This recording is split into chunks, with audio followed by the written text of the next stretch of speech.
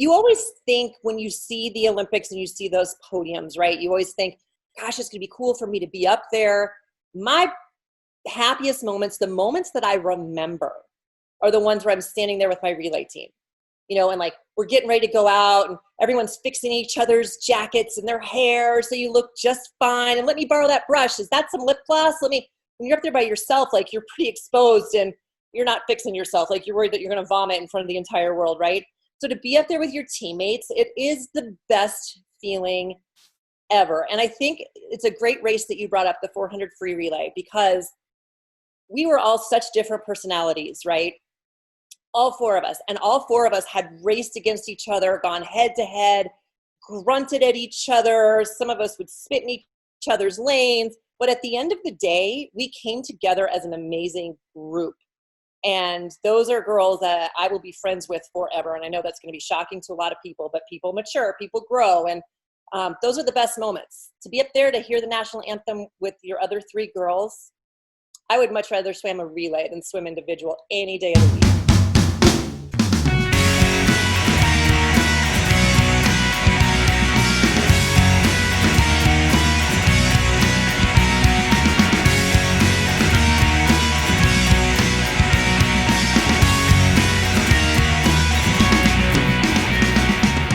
Welcome to the journey, everyone. We're so glad to have you here today. I'm Jeff Commings. And I'm Molly Harmon. I'm so excited for today's guest. I've probably watched every YouTube video about her, and I just can't wait for her to share her journey with us today. Yeah, absolutely. I've been privileged to call our guest a very good friend for many years, and it's wonderful to welcome six-time Olympic gold medalist Amy Van Dyken to the show. Amy. Hi, guys. So good to see you. I got excited there, Jeff. It's good to see you guys. Really good to see you. So just for the people who don't know, Amy and I have known each other for many years. We trained together in Colorado for almost 2 years.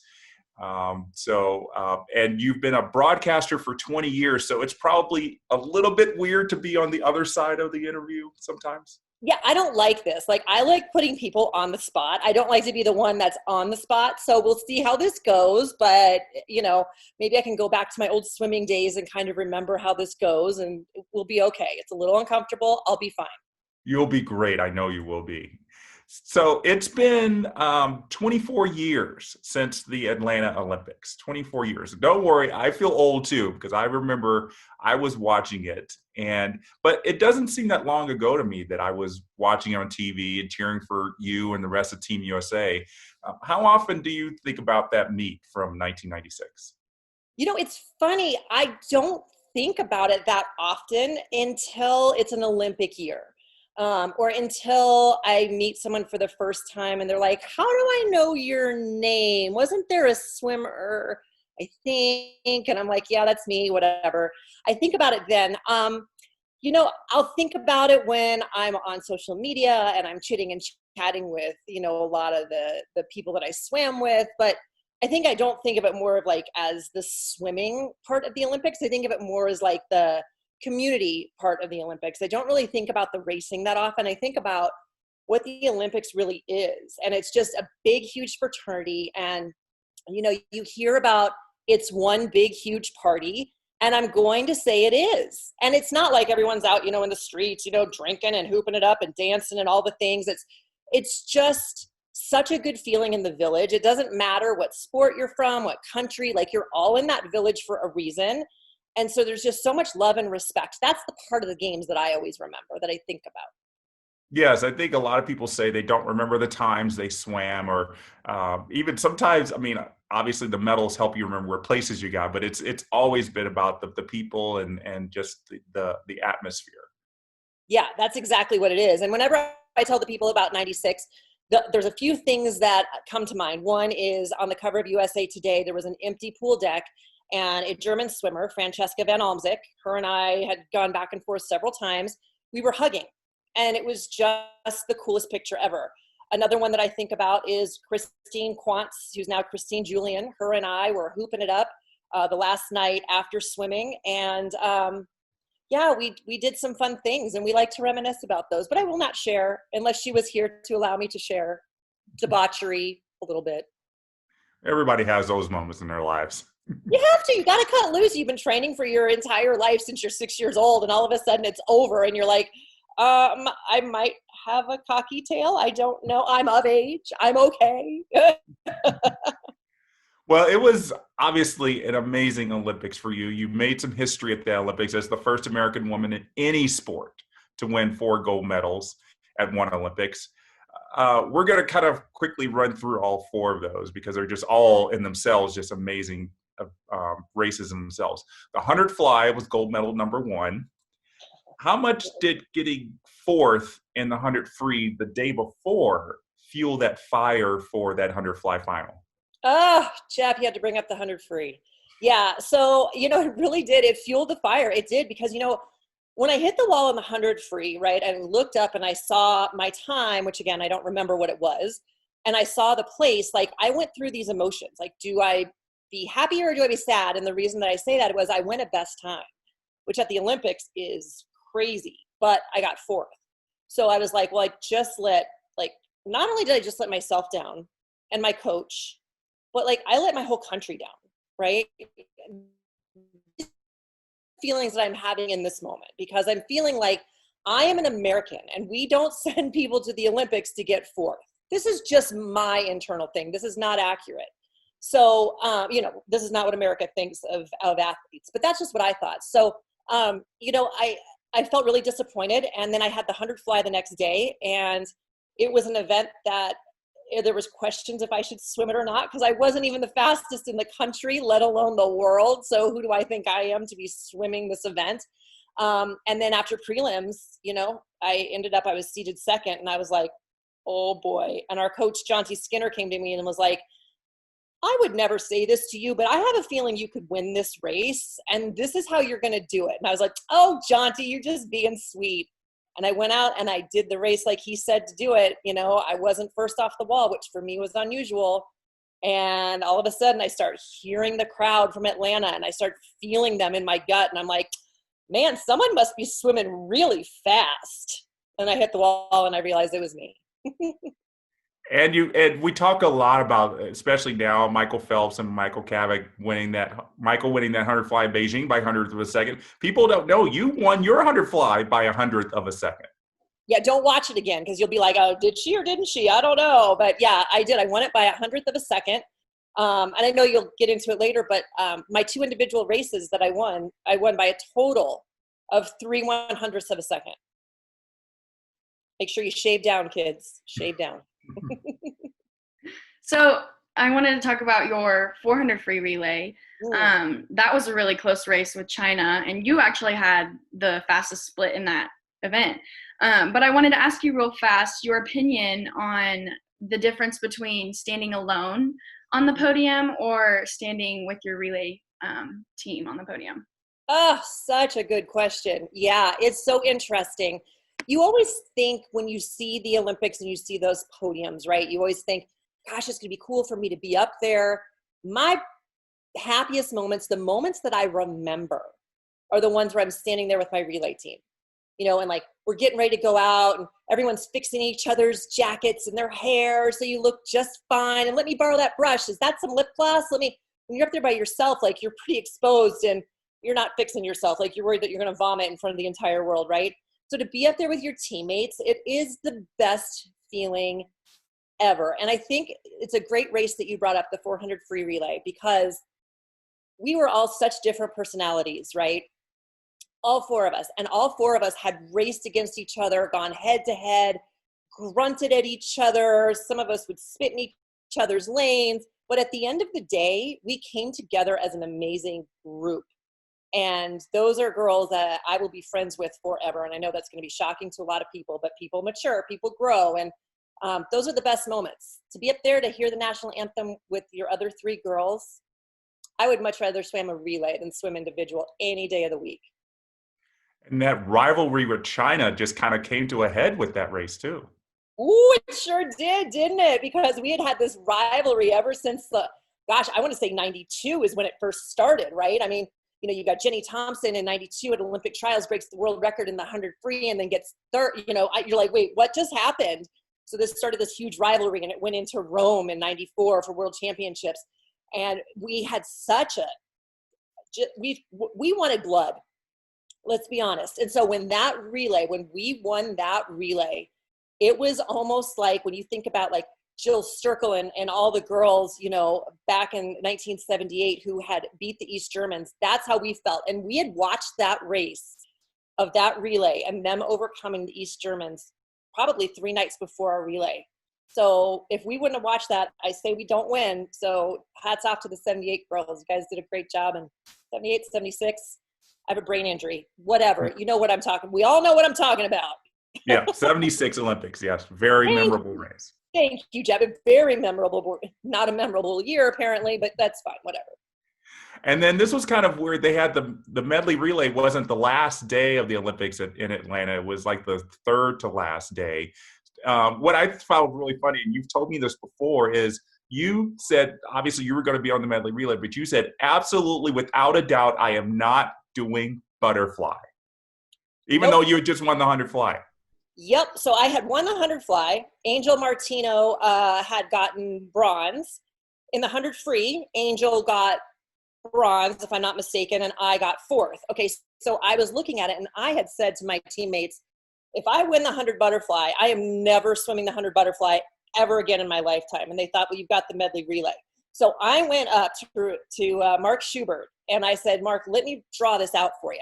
The time difference, if I swim freestyle, is really significant, and I think we can win. If I'm swimming butterfly and Angel's swimming, I just don't think it's a good idea. I talked my way out of the 100 butterfly on the medley relay as I'm the gold medalist of those games in that 100 fly. So the 100 fly that I won in 1996, I did not lie. That was the very last 100-meter butterfly I ever swam. Go out on top, people. Go out on top. Know your weakness. That's crazy. So the 50 free, I actually read somewhere that you said that gold medal meant the most to you, and I wanted to know why. Yeah, so the 50 free had been my baby, and in 1994, I got, what did I get? 2nd place at World Championships, and I was really upset. Not because of the 2nd place, but it was just, there was a lot of hoopla going around with the Chinese women. And so from that moment on in 94, I vowed that I did not want to lose to another Chinese woman in international competition ever again. And it was close, 2/100ths of a second. I was swimming against Le Jingyi, who had the world record. Her and I don't like to use the H word, but we really didn't like each other. And I remember thinking, this woman is physically better than I am, but I am mentally tougher than her, and I'm going to get her off her game. And it took every trick in the book to get her off her game, but I did. And I remember I always took one breath just to see where I was, and I took a breath directed at her to see where she was. She took a breath looking at me. The same time, I am glad that we were underwater, because if we were above water, I would still be in confession talking about the words that I said. But I remember I gritted my teeth, and it just meant so much to beat the world record holder at the Olympics by 2/100ths of a second. And that just really showed the United States domination of those Olympics. You know what I mean? Like, that's what I was the most proud about, was that we overcame so much to do what we did. And because that was the last women's race of the games for swimming.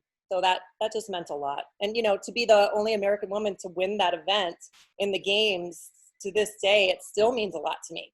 Just not to say that when Simone Manuel, in 2021 goes and wins, the 50 free, it's not going to take away. I'll still, Yeah. So because of your 4 gold medals, your face was pretty much everywhere after the Olympics, on Wheaties box, on milk ads, and even late show appearances. How did you kind of prepare yourself for that instant fame? Did not, girl, did not. So I go into the Olympics, right? And no one knows who I am. Like, the people from Colorado do, they're like, oh, that's our girl. But when you're talking about before the meet starts, everyone is around Janet Evans, as they should be. No one even knows who Amy is. All of a sudden, the 4th gold medal hits. I didn't realize the ramifications of that until I saw John T. Skinner cry, which was an amazing moment. Always wanted to make him cry. It was like a payback situation. And then I was told what I did. From that moment on, my life was completely different. And you cannot prepare for it, because no matter what anybody tells you to prepare for it, everyone's journey is different. But from that moment, it was, if I wanted to go to the mall, I had to have a police escort. If I wanted to, I flew back to Denver. They shut down the highway and they had helicopters above, and we pulled into my parents' neighborhood and there's snipers on the school across the street from my parents' house. I'm like, what is going on? All of a sudden, everyone thinks they know everything about you, and it really is cool. Like, let's be honest, it is cool, but there are some things that are a little scary and that you just won't ever get ready for. Still think it's cool that, I was in Times Square and I got to see the big old milk ad up there. I was like, oh, those are my legs. Hello. So when you were growing up as a young swimmer in Colorado, like you said, did you ever believe that swimming would get you on these talk shows? Never. I remember watching Oprah as a kid and being like, I'm going to go on there and I'm going to be on there because, I'm going to say my dad isn't my dad. You know how the talk shows were back in the day. My dad's not my dad. He's really my mom, or whatever it was. And then all of a sudden to have gotten a call from Oprah Winfrey herself and being like, we want you on the show, not once, but twice. Holy mother of pearl, right? I could have never imagined to sit there with Dave Letterman and like chit and chat during a commercial break. Like, it was just so surreal. You could never imagine it. But here's the thing. I think because I did imagine it and I did visualize things, I think that's why it happened. I always think visualization is really, really important. So when you're swimming your laps, maybe think about, like, if you're swimming the 50 free or the 100 free or the 200 free, whatever it is, hitting the wall for that set and being like, oh my gosh, I won the Olympics. This is amazing. Yay. And then your coach screaming, go. You know what I mean? You just visualize it, because it's cool when it happens, but you can't prepare, but you can do, those little things to pretend that you already made it before you did. Yes, being prepared always kind of makes the expectations even better. Right.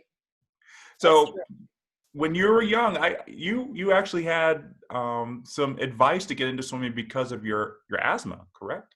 Correct. So growing up, I had, still do, severe asthma. I have all three types of asthma. So exercise-induced, allergy-induced, infection-induced. One thing that people always laugh at that I think is fun to tell people is that I'm also allergic to chlorine. So convinced my mom was trying to kill me. No, I'm kidding. Just kidding, Mom. But yeah, they said that swimming would help build up my lungs. And I really think that it did help me. I mean, I struggled a lot. And Jeff, you'll remember in the pool at the Olympic Training Center in Colorado Springs, struggled a lot with breathing. But I do think that I would have been a sicker, a weaker Amy if I wouldn't have swam. So that's why I started swimming. And all of a sudden, when I was 13 years old, I won my first blue ribbon in a summer league swim meet, and I thought I was the next coming of Janet Evans. Maybe not Janet Evans. Maybe not Janet Evans. Maybe Leanne Federer. How about that? Right, because Janet swam the long races. I get bored. And then from that, I mean, before you were an Olympian, you were an American record holder, NCAA champion, on world championship teams. I mean, we were talking about how did you know this would happen? Being a celebrity when you were younger. When did you start believing that all this kind of stuff could happen? When I broke the American record in the 50 free in 1994 at the NCAAs, all of a sudden I was like, oh my gosh, 21.7. I'm the second woman under 21 seconds ever. Maybe I could go to the Olympics. Like, that's when I thought it might happen. So I'm a slow learner. But then once I get it, I think I'm okay. It took me a while. So after the 96 Olympics, you actually had some injuries that I'm sure were really tough to commit to trying for another Olympics. How did you muster the strength and the will to put in the training and the effort into qualifying for the 2000 Olympics? Well, I had my first shoulder surgery, and it took 18 months to get me back in the water. And the whole time people were, people, meaning my doctors and my therapists, were saying, listen, you're probably done. What you did to your shoulder, you're probably done. You're never going to swim again. And one thing that people have learned through my life is that if you want me to do something, tell me I can't do it. So as soon as they said you couldn't do it, I was like, watch. So I got back in the water, started swimming, ended up having to have a second shoulder surgery 6 months to the day of Olympic trials in 2000. And again, everyone said you can't do it. And I remember taking a trip with my then fiance, now husband, to Hawaii, and we talked about it. And I said, I think I can do this, and I want to try. And I said, I think if I go back to Colorado State University, I think John Matos can get me ready to at least swim the 50 free. Maybe we'll try for the 100, but let's just bank on the 50. And I went back to Colorado State and started swimming, started training, started racing fast. And, you know, it's because people told me that I couldn't do it. And that's why I wanted to do it, because I loved it so much. You know, I mean, you guys know swimming, it's not just a sport, it's a lifestyle. And you get addicted to that feeling you get after practice, or that feeling that you get after a race. And I was still craving that at that time in my life. So I just decided to give it everything that I had. And I did, and it ended up working out okay. Oh, more than okay. Thanks, Jeff. So looking back on your swimming career and the path that you took to become such a, I'll use the word, if you don't like it, legend in the sport, what lessons did you learn that not only helped to make you successful, but also carry over into your life after your swimming career ended? I learned that if you have a dream, to believe it, to not listen to what other people are telling you, and to go for it, and to put everything that you can, your heart, your soul, everything into making that goal happen. So that's the one thing that I learned. You know, now I'm competing in CrossFit, and I still do that to this day. I also learned an amazing work ethic from swimming. You know, a lot of people don't know how much you actually have to train. And then you've got to go and you've got to do schoolwork. And then you've got your friends and you've got your family and your chores. So it really teaches you how to be disciplined, how to have time management. And it teaches you a lot about stress and a lot about life, right?